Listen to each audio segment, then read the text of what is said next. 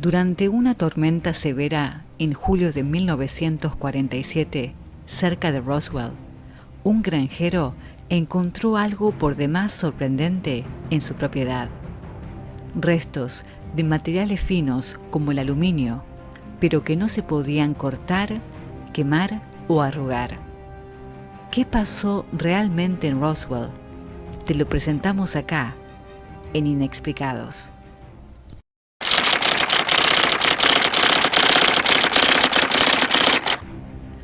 Uno de los acontecimientos ufológicos más importantes de la historia es sin ninguna duda el que ocurrió en una granja en Nuevo México, cerca de la ciudad de Roswell, en los Estados Unidos. Allí, durante una severa tormenta, a principios de julio de 1947, un granjero llamado William Brazel encontró restos de materiales muy parecidos al aluminio, dispersos por toda su propiedad, en lo que parece haber sido un choque o un accidente. Sorprendido por el hallazgo, decidió recoger parte de este material y llevárselo al sheriff George Wilcox, quien después de examinar los restos, contactó inmediatamente a la base de la Fuerza Aérea del Ejército en Roswell. El comandante Jesse Marcel fue elegido para investigar el lugar del accidente e informar a su superior, el coronel William H. Blanchard. El comandante Marcel fue la primera persona en llegar a la escena y el que dirigió la investigación. Tuvo una carrera ilustre, guardando algunos de los secretos más importantes de la Segunda Guerra Mundial. Al llegar, se encontró con los restos de los materiales que habían sido reportados y después de inspeccionarlos, llegó a la conclusión de que no eran de este planeta. Una de las primeras cosas que le sorprendió fue que el material era muy liviano y delgado, como aluminio, pero aún así muy fuerte. Tan fuerte que a pesar de que intentó quemarlo con un cigarrillo, no pudo. Y cuando trató de doblarlo, el material volvió a su forma original, como si tuviera una memoria propia. Ante su asombro, recogió parte de esos materiales y antes de ir a la base, Jesse Marcel hizo algo muy inusual para un comandante de su trayectoria. Dada la importancia de este acontecimiento, pasó por su casa y le mostró a su familia los materiales que había encontrado y les dijo que no provenían de esta tierra.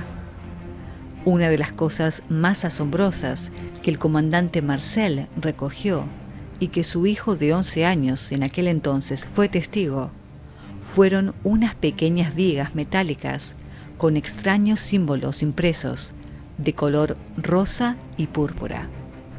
El hijo del comandante Marcel explicó que estas vigas eran muy livianas, pero muy fuertes a la vez, y que jamás había visto algo semejante. De acuerdo con el relato de dos de sus hijos, Marcel agarró un taladro inmediatamente después de llegar a la base y trató de perforar una de las piezas, pero dijo que las cuchillas se rompieron con el impacto. Informó a su superior de su hallazgo que el coronel Blanchard ordenó al primer teniente Walter Haut, oficial de asuntos públicos de la base, que proporcionara a los 4 medios de comunicación de Roswell, 2 periódicos y 2 estaciones de radio, el comunicado de prensa en el que anunciaba que habían recuperado un disco volador y lo estaban volando a una sede superior. Este sorprendente e inusual anuncio atrajo rápidamente la atención de todos los medios nacionales e internacionales, consiguiendo así atraer a miles de curiosos de todas partes del mundo. Pero, para la Fuerza Aérea, la historia de un plato volador duraría solamente 24 horas. El comandante Jesse Marcel, a quien se le atribuyó la recuperación, fue enviado al campo aéreo del ejército de Fort Worth, Texas, con algunos de los materiales que se habían encontrado en Roswell. el general de brigada Roger Barmy, jefe de la 8ª Fuerza Aérea del Ejército en Fort Worth, observó los materiales e inmediatamente lo declaró como un globo meteorológico. Llamaron a un fotógrafo de la prensa y le pidieron a Marcel que posara con el material que tenían colocado en un escritorio. Desde el primer momento, Jesse Marcel supo que ese material no era el mismo que el que había recogido. Y desde ese momento se inició una telaraña de encubrimientos y amenazas, muy comunes en los casos de este tipo. ¿Es posible que un comandante con la experiencia de Jesse Marcel, quien había visto cientos de globos meteorológicos a través de su carrera, podría haberse confundido de esta manera? En Inexplicados, escuchamos la entrevista que Jesse Marcel tuvo con Linda Curley, que ha transformado esa entrevista en un libro. Las palabras siguientes son las del comandante Marcel. Todo lo que puedo decir es que el material que recogí nunca lo había visto antes, y no he visto nada así desde 1947. Encontré todo esto y me dijeron que cerrara la boca. Cuando Linda Curley le preguntó: «Usted no está contando todo lo que sabe, ¿no es cierto?», Marcel contestó: no puedo, por el bien de mi patria». Sus parientes más cercanos dijeron que Marcel les había dicho que fue obligado a mentir y a decir que los materiales que había encontrado no eran de un plato volador, sino de un globo meteorológico. Jesse Marcel dijo que era su deber mantenerse callado acerca del incidente de Roswell, porque el mundo no estaba preparado para saber la verdad. ¿Pero de qué verdad se refería? ¿Podría ser acaso acerca del relato de los testigos en Roswell que aseguraron que había cuerpos extraterrestres dentro de la supuesta nave estrellada? Algunos hasta con vida. El granjero Brunson, como también la mayoría de los habitantes que vivían en Roswell en aquel momento, estaban muy acostumbrados a ver globos meteorológicos militares, y el granjero le afirmó a su hijo que definitivamente lo que había encontrado no era eso. Cuando el incidente de Roswell se convirtió en noticia internacional y los militares ya habían declarado al incidente como un simple globo experimental, muchos medios querían entrevistar al granjero Brunson, pero la base militar lo detuvo por 5 días, haciéndole las mismas preguntas las 24 horas del día.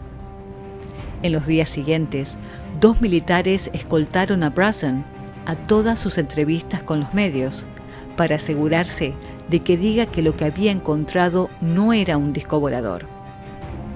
En el año 1995, el gobierno de los Estados Unidos presentó un extenso informe acerca del incidente de Roswell, pero no pudo presentar ninguna evidencia física para justificar sus hallazgos. Según las versiones oficiales, los materiales que encontró el granjero Brunson en su propiedad procedían de un globo que formaba parte de una prueba de tecnología experimental llamado Proyecto Mogul. El Proyecto Mogul fue diseñado para detectar ondas de sonido en la atmósfera superior a partir de pruebas de bombas atómicas soviéticas mediante micrófonos voladores en trenes de globos a gran altura. Aunque la tecnología fue reemplazada rápidamente, permaneció en secreto durante más de 20 años después del evento. En el año 1997, un segundo reporte fue publicado por el gobierno de los Estados Unidos. Lo más interesante de este reporte es que pareciera sabotear al primero. El coronel John Haynes, de la Fuerza Aérea de los Estados Unidos, fue el que presentó el informe a la prensa, con la esperanza de que se convirtiera en la última palabra acerca del incidente de Roswell. El segundo reporte llegó a varias conclusiones. Una de ellas es que los cuerpos de extraterrestres que varios testigos han dicho haber visto eran en verdad maniquíes antropomórficos, utilizados en experimentos de investigación del gobierno. El problema con la explicación del coronel John Haynes fue demasiado obvia para los periodistas presentes. Los experimentos con maniquíes antropomórficos no se utilizaron en 1947, sino a principios de 1953. ¿Podría ser lógico o posible que los testigos hayan confundido los hechos por 6 años de diferencia? ¿Y si lo que se estrelló fue simplemente un globo meteorológico? ¿Por qué los habitantes de Roswell fueron amenazados para que no hablaran? Los reportes que el gobierno estadounidense presentó en los años 90 con el fin de declarar al incidente Roswell como un caso cerrado provocó el efecto contrario al que deseaban. Lo dejaron más abierto que nunca.